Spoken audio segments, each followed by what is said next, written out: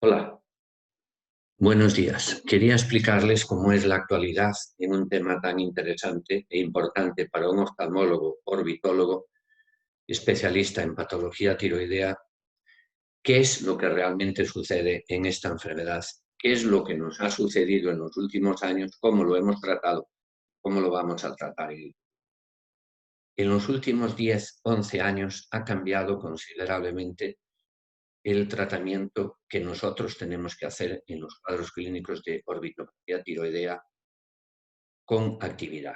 Eso es lo realmente importante. Hugo Gogo ha hecho referencia hace años que deberíamos de tratarlos con un CAS, Clinical Activity Score, a partir de 4 puntos sobre 10. En estos últimos años ha bajado a 3 sobre 10 y yo les voy a explicar por qué en la orbitopatía tiroidea activa tiene que ser tratado desde el inicio, es decir, desde el CAS 1, porque 1 ya es inflamación.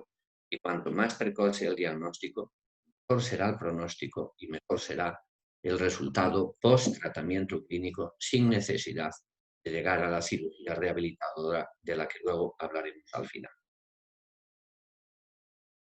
Dentro de lo que es la curva de Randle, todos sabemos que la orbitopatía tiroidea activa empieza por una fase inflamatoria que puede durar entre 3 y 8 meses, con un promedio de 6, a partir del cual este componente inflamatorio va a hacer una evolución natural, sigue ascendiendo y empieza a descender entre 12 y 24 meses, según dicen nuestros libros, pero la realidad no es así, porque nosotros hemos estudiado más de 3.000 pacientes en los últimos 40 años, hemos descubierto que hay pacientes que mantienen la inflamación 5, 10, 15 e incluso hasta 20 años. La realidad de esta enfermedad tan poco conocida porque no sabemos nada de su etiología, sin embargo sí sabemos de la patología. Desde que utilizamos los esteroides, al principio era en medicaciones de 50, 60, 80 o 100 miligramos al día, porque 1 miligramo es inmunosupresor y creíamos que era más que suficiente. Sin embargo, hoy sabemos que no es así y tenemos que utilizar megadosis de esteroides desde hace años. Y ahora viene el gran contraste, lo que decide el Eugogogo y lo que yo les voy a decir en cuanto a las pautas de tratamiento. Con los esteroides va disminuyendo progresivamente, pero no va a llegar a los 12, 24 meses, sino que va a seguir lentamente durante meses hasta que entra en la fase crónica, con lo cual estos pacientes tienen problemas de autoestima. Ver en el 85% de mujeres cómo su rostro se deteriora, tienen visión doble y tienen problemas para realizar con normalidad. Nuestro protocolo habitual en el Centro Internacional de Tiroides y Órbita en Santiago de Compostela, España, es de utilizar desde hace 15 años 500 miligramos de metilprednisolona por vía intravenosa en los casos de fase activa durante 3 días seguidos. Y si el paciente no los tolera, lo haremos durante 3 días alternos. Por una sencilla razón, porque sabemos que la metilprednisolona se mantiene en sangre durante 18 horas. Más rápido, digamos, nosotros pongamos las dosis intravenosas, por será la respuesta contra la opinión general que es mejor una vez a la semana durante varias semanas. Nosotros creemos que se pierde un tiempo importante, cortamos el tiempo de megadosis de esteroides prácticamente a 3 días alternos. Haremos una valoración al 5.º día y si el componente inflamatorio valorado en CAS no baja a menos de CAS 2, consideramos que las megadosis de esteroides no actúan de manera efectiva y ya no continuaremos con los esteroides. Vemos automáticamente a las terapias alternativas, que en la actualidad es fundamentalmente los inhibidores de la citoquina IL-6 desde el año 2000. Para utilizar este tratamiento con terapia biológica, son anticuerpos monoclonales humanizados, es muy importante saber lo que es la fase activa y saber cuándo no está activa, porque en esta fase no serían efectivos los esteroides. Pero nosotros hemos descubierto en los últimos años que hay una fase intermedia que se llama activa en el tiempo. ¿Qué quiere esto decir? Que el paciente en pocos meses desarrolla exoftalmos o desarrolla retracción palpebral o tiene dificultad para realizar los movimientos oculares, aunque no veamos signos ni síntomas de inflamación.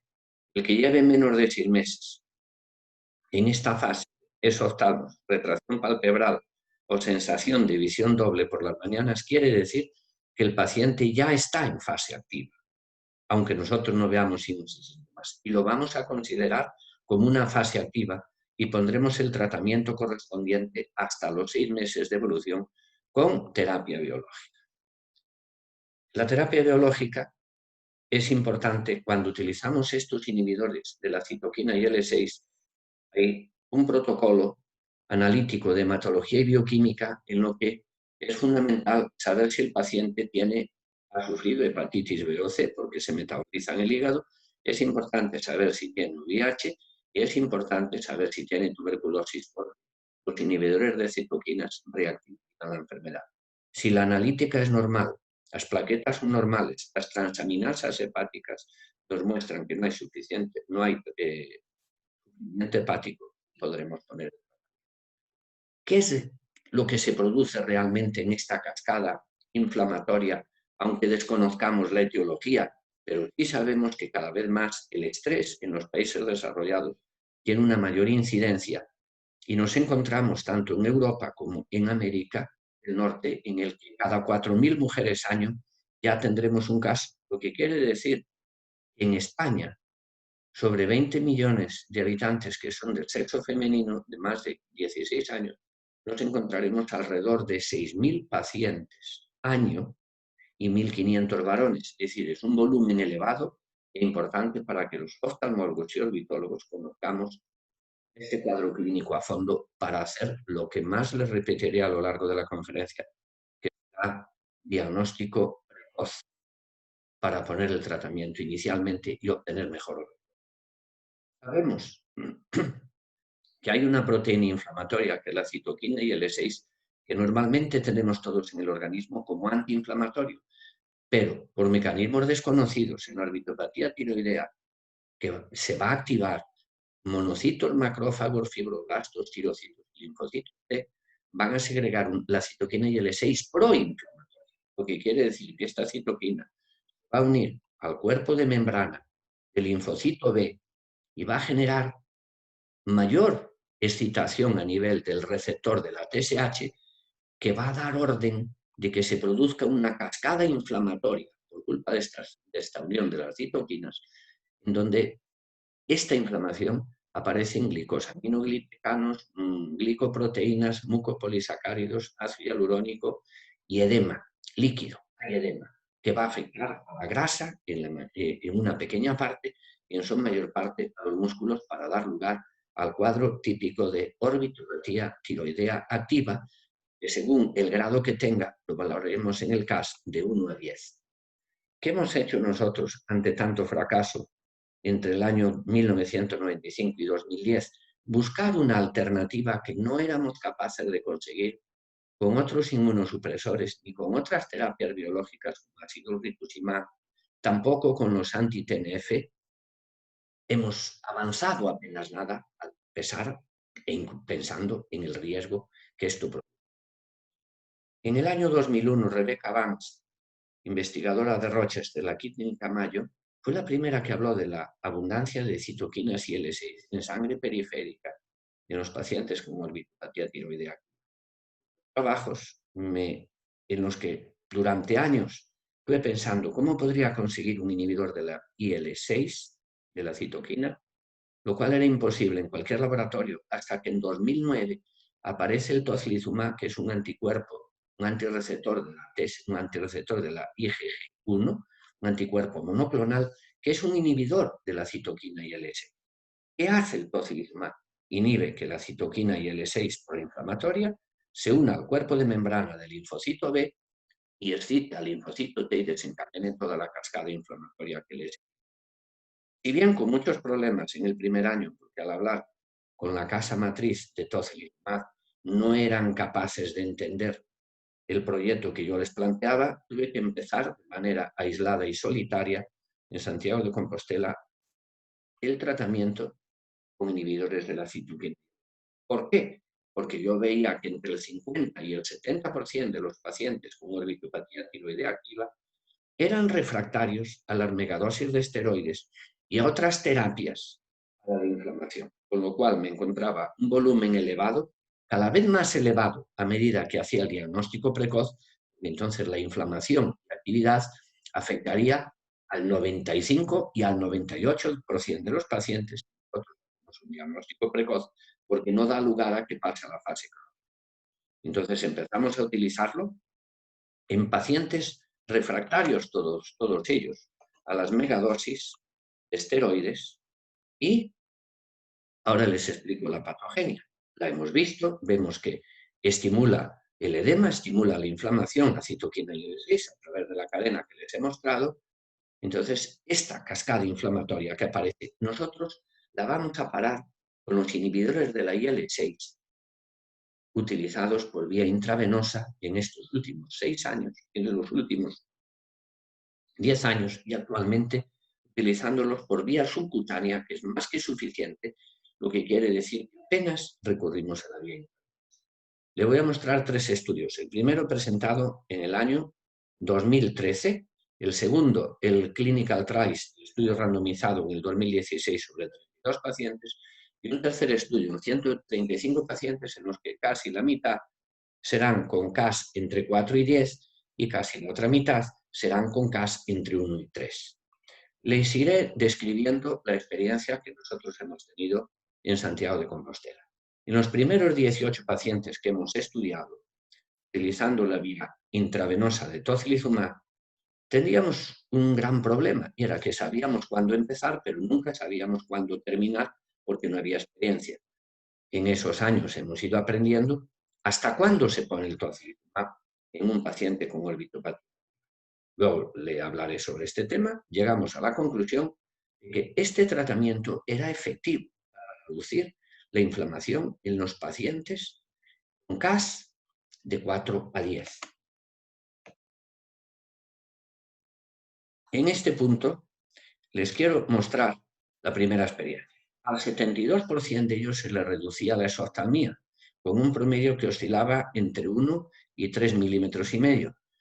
La mayoría de ellos mejoraba la motilidad extrínseca. Todo, las fibrosis restrictivas que veíamos en el recto inferior y en el recto medio, lo cual nos hizo pensar que no nos encontrábamos ante un cuadro clínico de fibrosis restrictiva, sino con cuadros clínicos de contractura en el músculo recto medio y recto inferior por causa. Descubrimos que en los pacientes con menos de 8 grados de estrabismo horizontal o vertical, mejoraba casi en el 100% la diplopia, lo cual era un punto más a favor de este tratamiento sobre la citoquina con la citoquina IL-6.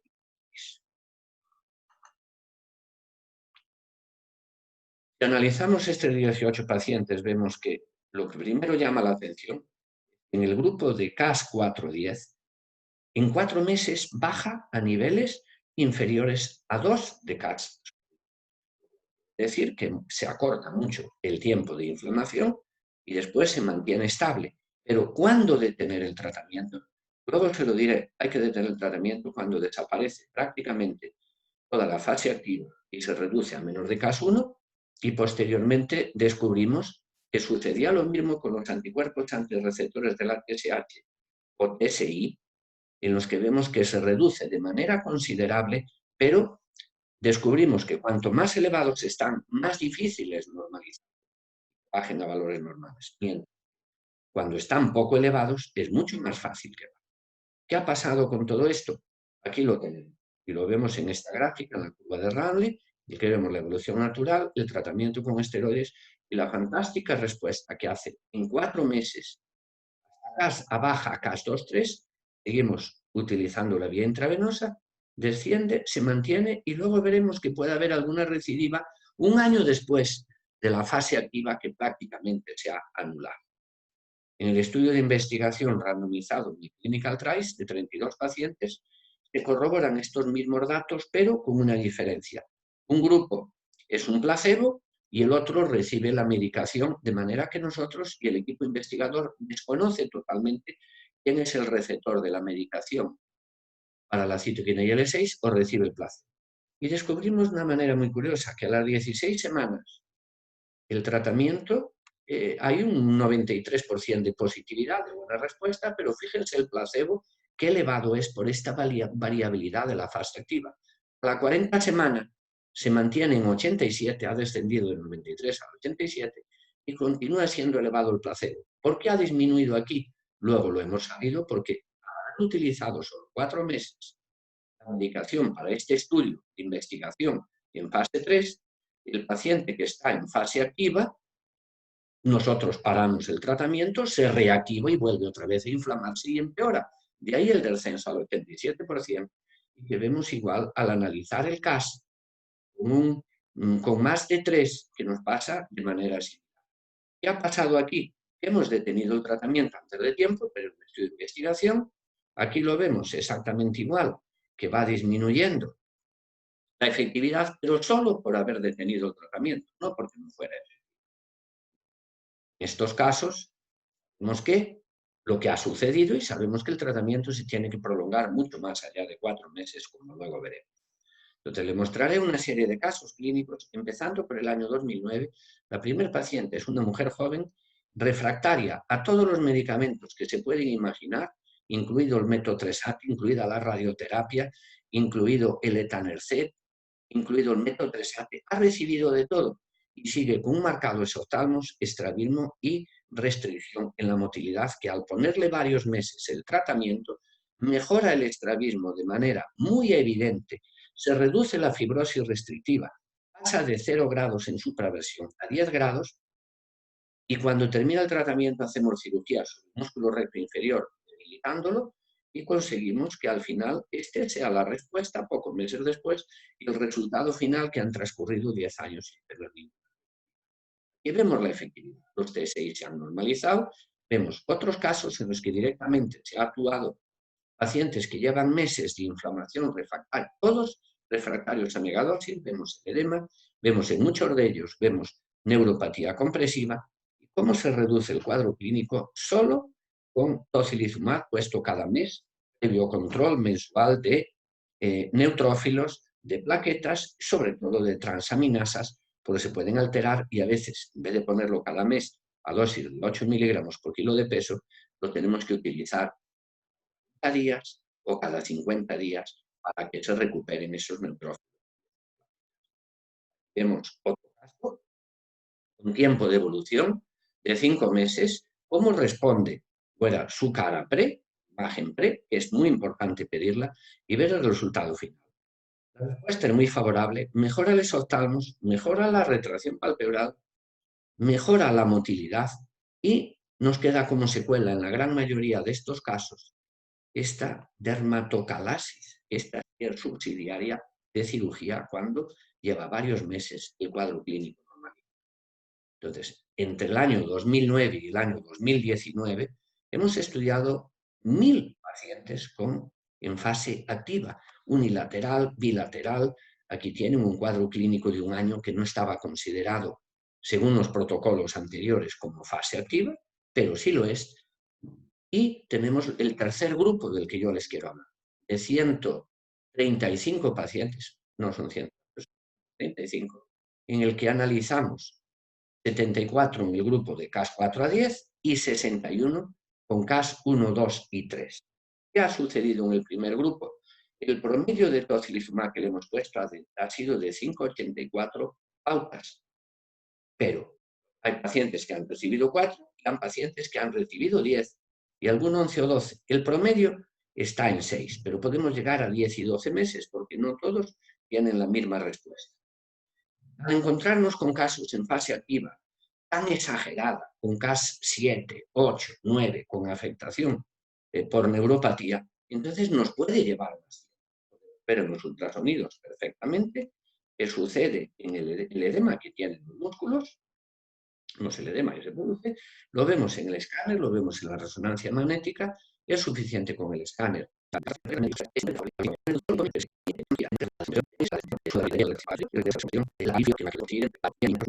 Hay un caso, y a tiempo de evolución, muchos casos, diferencia familiar, la supraradiación, pero una cara marcada con patología. Entonces, En estos pacientes que no nos elevado, a veces no los más. Los pacientes con TSI muy elevados van a tener una respuesta mucho más lenta. En el caso, milímetros de estadio, no es muy se ha quedado en milímetros, prácticamente es una versión descuadrada, lo cual no es necesario. Pacientes que la por la respuesta durante 8 años, recibiendo una pauta al año de tocilizumab porque se produce una recidiva a partir del año de haber obtenido el tratamiento. Es el organismo y puede presentar recuerdos. Ella conoce perfectamente cómo lograr sin. En el caso de Mowry, nosotros en este caso de Diego, cuando hay un sexo ponemos una de tocilizumab por vía en la actualidad, desde hace varios años, tocilizumab a dosis de 162 miligramos una vez por mes, el paciente se pone en su casa y desde hace un año luego les hablaré de tocilizumab mucho potente. A veces nos encontramos pacientes que han sido desconocidos por la marcada de porque no se resuelve con la vida del joven. Es y se celebra la a dermatocar. Y tiene también un económico para el efecto de la descompresión. Se ha podido ver las pautas puesto a que normalidades. Tiene usted otro grupo, también un caso, dos y tres, ya tengan ese devolución. Y nos quedan y hay, aparentemente diríamos que no tiene. Pero sí, con ese radio que se tiene segunda mitad activa, con ausencia de síntomas, pero evidente por la retracción y la exhortación. Y aquí vemos realmente cómo ha sentido alguno que no hemos tenido ningún tipo de la respuesta cerebral mejora muchísimo. Aquí tenemos un caso, una joven con inflamación, con retracción cerebral, muy favorable. Hasta que se ha realizado la necesidad de cirugía de varios cuadros, que solo tenemos con ausencia hacemos una pequeña retracción de 1 milímetro. ¿Qué tenemos en esta retracción? Esperar 3 meses. Debitamos siempre el músculo de Miller por vía posterior, siempre con microcirugía. Toda la cirugía desde hace muchísimo, 40 años, yo la hago con microscopio a 4 aumentos. Y si necesito, me voy a 6 aumentos e incluso a 10. ¿Qué hemos conseguido con todo este tratamiento? Reducir de manera increíble el volumen de cirugía. Hemos reducido la exoftalmia, se reduce el edema, se reduce la retracción, mejora el estrabismo, con lo cual vamos a tener muchas menos recidivas o recurrencias y hacemos un análisis en todos estos casos. Y vemos que en el grupo 1 el CAS empieza a bajar de manera evidente los inhibidores de la citoquina IL-6, ya sea tocilizumab, ya sea sarilumab, actualmente en estos últimos años por vía subcutánea. Cuando ven y los TSI bajan a ser positivos. ¿Qué sucede aquí en este caso? Vemos que después de un promedio en el grupo de menos de grupos de casos a 0,1 los pacientes analizados en estos casos el 51% van a tener el TSI normal. ¿Y quién es este 51? Los que tienen unos TSI poco elevados. Los que lo tienen muy elevados persisten y en ese caso van a aparecer el 20% de recidivas a lo largo del primer. Y en el grupo 2 pasará exactamente igual, TSI, con lo cual nos hace pensar que la evolución es favorable y tendremos pocas recidivas. Si nosotros queremos medir el exoftalmos en estos grupos, vemos que el promedio en estos pacientes se reduce entre 1 milímetro en los grupos de menos de 20, mientras que en los grupos de exoftalmos de más de 25 se reduce hasta 3,6. Es decir, que la reducción es evidente, es exactamente igual en el grupo 2, es menos porque son de pacientes con evolución más crónica, entre 0,9 y 2 milímetros se va a reducir. Sucede exactamente igual con la retracción palpebral superior, que va a oscilar entre 1 milímetro de reducción hasta 3 milímetros en los que tienen 7 de retracción, con lo cual, ¿y qué vamos a hacer en estos pacientes que persiste retracción post-tocilizumab, post-terapia biológica con inhibidores de la citoquina IL-6? Inicialmente solo el músculo de Miller. El músculo de Miller en 9 de cada 10 pacientes post-terapia biológica es más que suficiente en el 97% de los pacientes para corregir la retracción. Con lo cual, si hacemos análisis general de lo que aquí sucede, vemos que se reduce también el exoftalmos, la retracción palpebral inferior en el grupo 1 y en el grupo 2, mejora el estrabismo hasta 8 o 9 grados, que son 14 dioptrías prismáticas, mejora también el vertical, con lo cual operaremos mucho menos y a la vez mejora la posición extrema de mirada, que están en 30 a 35 grados y llegan a 40 y 45. Aquí les muestro esta gráfica para que vean la importancia de ver cómo la restricción, mal llamada fibrosis, sino contractura del músculo recto inferior y del recto medio, sobre todo va a ser la del recto inferior, que están afectados un 60%, vemos cómo va a mejorar de manera tan evidente y cómo va a mejorar en la aducción en el 67, 60, 62 y 60. En el grupo 1, en menor escala en el grupo 2. ¿Qué nos dice esto? El paciente no tiene una fibrosis, sino que tiene un síndrome de contractura que es reversible y si hay que hacer cirugía se la haremos después de eso. La retracción palpebral nos va a suceder exactamente igual. Vemos cómo se reduce ostocilizumab en el grupo 2, también, a un porcentaje elevado. Y lo que les quiero analizar de la exoftalmía, que es muy importante. En el grupo 1 vemos que el promedio estaba entre 2,5 y 3,5, pero aquí hay algo que sí yo les quiero decir. Fíjense, los pacientes tienen menos de 21 milímetros pre-tocilizumab, que aquí tenemos 32, veremos que cirugía cero, han bajado a menos de 20. En el grupo de 22-24 milímetros, que ha bajado parcialmente, solo operaremos el 28%, le haremos descompresión. Mientras que en el grupo de 25 milímetros, en este grupo que hemos analizado, la cirugía se va al 75% de los pacientes. ¿Qué quiere esto decir? Que si nosotros hacemos diagnóstico precoz, el volumen de cirugía desciende de manera considerable. Si somos capaces de aprender a diagnosticar precozmente en las primeras fases de inflamación de la enfermedad, yo les puedo decir, como nos sucede a nosotros en el centro de Santiago de Compostela, que apenas estamos operando a un 10% de nuestros pacientes que vienen por primera vez a la consulta. Y en el grupo 2 pasará exactamente igual. Cuanto mayor es la exoftalmía, mayor va a ser la cirugía que nosotros. En cuanto a las recidivas, solo decirle que se producen en el 21% en el grupo 1 el primer año. Con 2 recurrencias tendremos un 4% y con 3 un 3%. Pero si nosotros descubrimos rápidamente las recidivas y ponemos tratamiento con inhibidores de la citoquina y L6, reduciremos muchísimo el número de pautas a poner. Es decir, pondríamos 1 o 2 como máximo. Si yo a un paciente se reactiva a los 8 meses, que la mayoría son el primer año, y llega a CAS 5, me veré obligado a tener que dar 4 o 5 pautas. Mientras que si cuando yo lo veo tiene CAS 1 o 2, llegará casi seguro con 1 o 2 pautas como mucho. Y aquí vemos el tiempo de evolución, 10 meses para la primera, el tiempo de 8 para la segunda y el tiempo para la tercera. ¿Y después de los 4 años, tenemos alguna recidiva en el grupo 1? Por supuesto que sí. Tenemos un 1 o un 2% que cada 6 meses o un año hacen un brote. Como ellos saben estudiarse el CAS de 1 a 3, ya nos lo descubren precozmente, con una pauta es más que suficiente. En el grupo 2, la incidencia de recurrencias o recidivas es menor y sucede exactamente igual. Cuanto más precoz es el tratamiento, mejor es la respuesta. Ustedes me preguntarán, ¿qué efectos secundarios tiene este tratamiento? Tiene pocos, increíblemente pocos. Apenas llegan a un 7%.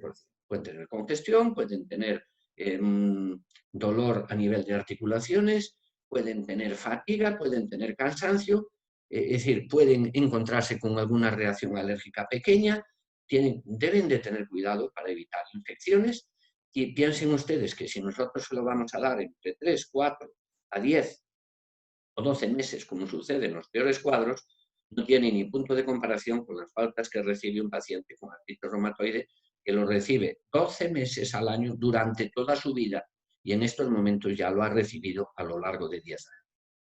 Solamente quiero decirles una palabra del tratamiento más actual que nosotros utilizamos desde hace un año, que es el sarilumab. Es un inhibidor de la citoquina y L6, pero es entre 12 y 15 veces más potente que el tocil. Lo utilizamos por vía subcutánea, 150 miligramos hasta 70 kilos, 200 miligramos al pasar de 70 kilos que se ponen cada 15-20 días con control fundamentalmente de neutrófilos, plaquetas y transaminasas y el paciente se hace el tratamiento en casa y el periodo de baja en su trabajo muy considerable. Y es como yo les puedo mostrar a ustedes que está para nosotros en la actualidad el mundo de la orbitopatía tiroidea gracias a este grandísimo avance que son los inhibidores de la citoquina y L6. Muy superior a las prostaglandinas, muy superior a la radioterapia, muy superior a los antitenefes y muy superior al rituximab, que hay varios pacientes en estudio con él. En la actualidad también se puede utilizar teprotumumab, pero no tiene ni color en cuanto al coste del tratamiento. El tratamiento ronda los 800 a los $1000 mes, mientras que el tratamiento del teprotumumab se va por 24 pautas alrededor de $340. Con lo cual, nada tengo que decirle a ustedes en países como el nuestro, como España, en el que la Seguridad Social he conseguido que se lo ponga a todos los pacientes de manera gratuita, con lo cual hemos conseguido un gran avance. Muchas gracias por haberme escuchado. Les he transmitido mi experiencia y la de mi equipo de colaboradores que me ayudan a trabajar en este tema en los últimos 10 años. Muchísimas gracias.